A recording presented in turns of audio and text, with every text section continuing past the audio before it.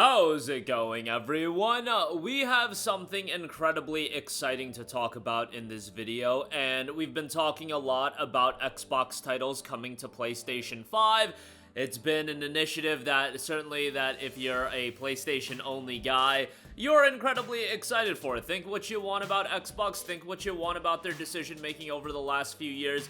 The reality is they have a lot of great IPs under their umbrella. They have a lot of great games under their umbrella as well, especially given the fact that after acquiring Bethesda, could you imagine if this year you weren't getting Doom Eternal, you weren't getting a lot of these major games coming out, Ninja Gaiden 4, if all of these games were exclusive to Xbox, that would kind of suck for you. However, you're getting all of these games, or a lot of these games, Outer Worlds 2 as well, and you're getting ports of their existing titles. Forza Horizon 5 coming to PlayStation 5 in April, and I know a lot of people are incredibly excited about that, and if you're not excited about it, you should get excited for it. I know a lot of you guys aren't familiar with Forza Horizon, you've never played one, but they're great games.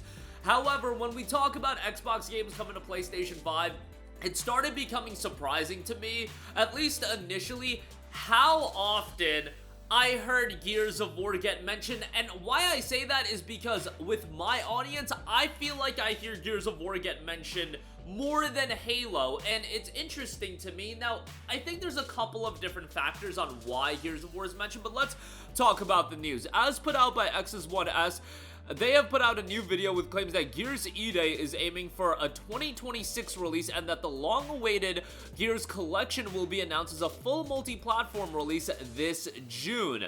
That would probably go alongside the Xbox Showcase that would be happening in June, and yeah, that makes a lot of sense to drop it, especially because we know that Fable is delayed into 2026.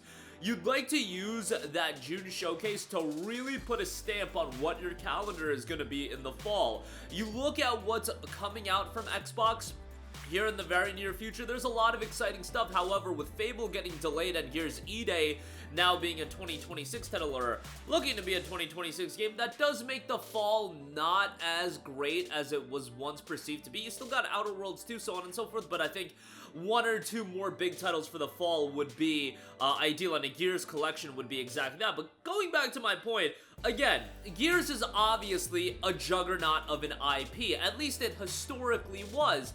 I always felt that it was a step behind Halo, and I don't think anybody is going to dispute that, but again, in the context of our audience and looking at the comments section and looking at what games are reiterated over and over again that people want to see on PlayStation, I see Gears more than Halo, and I'm not saying Gears would do better than Halo on PlayStation. I do think there's a couple of factors. First of all, MCC's been out for a decade plus at this point, so you know, the idea of getting those games preserved, they're already available on PC, they're available on Xbox as well.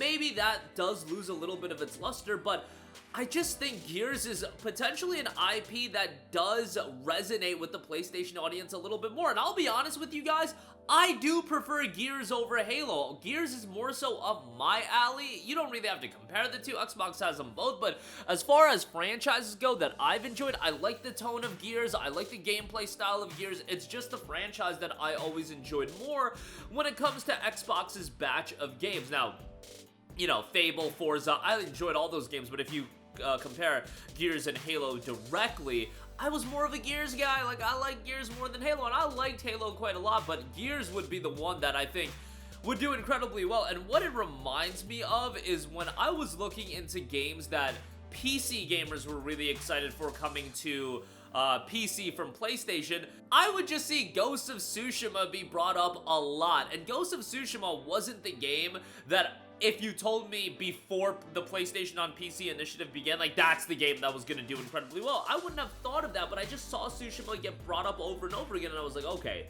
there's obviously a lot of people that are incredibly excited for Tsushima, and Tsushima ended up breaking the Steam concurrent player count record for PlayStation on PC. I kind of get that same feeling with Gears. Now, I would argue that Gears is, again, a far bigger IP than Ghost of Tsushima. Like, Gears, I really do feel, was always second to Halo. They built the Xbox brand around Master Chief, but Gears was that kind of secondary franchise for Microsoft. And I just see Gears Collection doing incredibly well, especially if we're talking a multi-platform release, which has been outlined, cross-platform multiplayer right out the gate. This is going to be incredibly exciting. Now, I have a couple of questions. First of all, what's the price point of this gonna be? I would imagine $60. They could easily get away with a $60 price point. Gears 1, 2, and 3, $60. You don't need to add Gears Judgment in there, but if Gears Judgment is in there, great. Like, I mean, it's not, like, Gears Judgment wasn't a terrible game, I don't think, but having all 4 games would be cool, but even if it's just the 3 main titles, that's fine.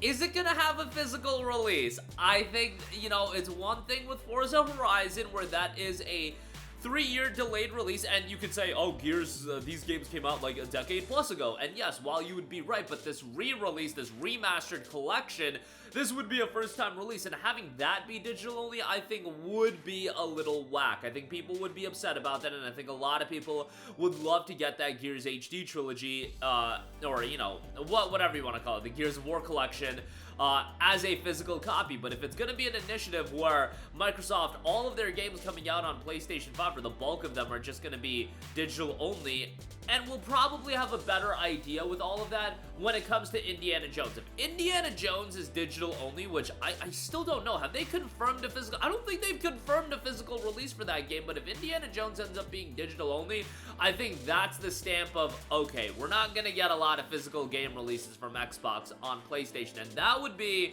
incredibly unfortunate. I think would be a really big misfire on them. But you know, am I gonna complain about these games getting ported to PlayStation 5 and not getting a physical release? I could make the argument, hey, you should just be happy these games are on PlayStation in the first place. Obviously, there's also a lot of layers to the whole initiative, and what's more interesting than anything to me right now is Gears Collection is slated for PlayStation 5, you know, day and date with the Xbox release. What about E-Day? That is what I'm going to find really interesting about games like Gears E-Day, games like Fable, games that could be legit system movers and that haven't had established PlayStation releases. Like Outer Worlds 1 came out on PlayStation. I would be interested if a game like Clockwork Revolution, if that day one comes to PlayStation, because that's a new IP that is being cultivated by Microsoft. Is that going to come out on PlayStation right away? I don't know. Indiana Jones makes sense with the delayed release. It's a Machine Games title. Machine Games games have always been on PlayStation, and, you know, it's a known IP. Clockwork Revolution I would find really interesting if it's a day one title. Gears E-Day, we still don't know a ton about that game, so that they could definitely do an update, like, showcase of that game and just be like, hey, it's coming to PlayStation as well.